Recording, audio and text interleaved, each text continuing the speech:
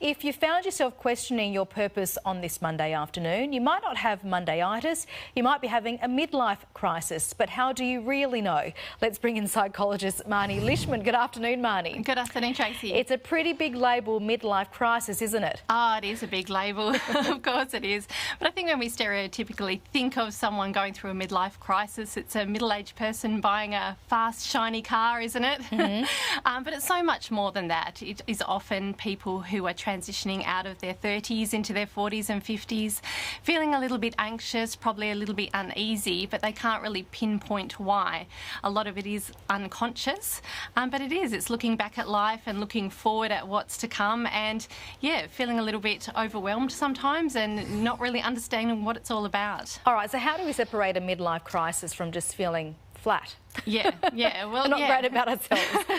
Yeah, well, I think all of us at times feel a little bit blah, don't we? You know, some days we're frustrated, sometimes we're angry, sometimes we're sad, and that's a normal part of being a human being.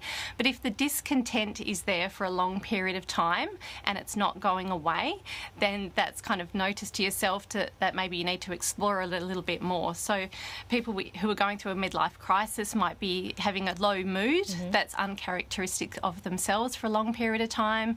Maybe they're evaluating their relationships and wondering what it's all about, and they might be comparing themselves to other people in their age groups, which is kind of a big no-no because that's not particularly helpful. But it can, you know, when you're comparing yourself with other people, yeah, you're wondering what you've done right and is that the right thing, or should I have been doing, gone on that pathway? So a lot of I should-haves, which can get our thinking into a bit of trouble. Yeah, spiral out of control in a way. All right. Yes. Okay, what if we've identified we are having a midlife crisis? What do we do about it? Yeah, well, I think it's not good that you are having one, but it's good that if you identify yourself. Yeah. So self-awareness is always very good for us because it allows us to think about what we can change.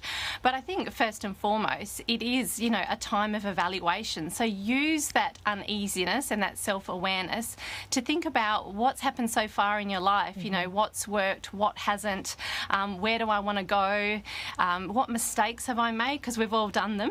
We've all done them, but we can learn from them and go forward. And it's a real chance to align with what we really want in life because we have plenty of time. And also, don't compare yourself to other people. We're all such different human beings, and you need to explore that further and really find the right pathway for you. And that's never looking at everybody else because you never know other people's stories. That's true. Just focus on yourself. Yes, for sure. All right, Marnie Lishman, thank you so much for your time. Great, thanks, We'll see Tracy. you next week. Bye.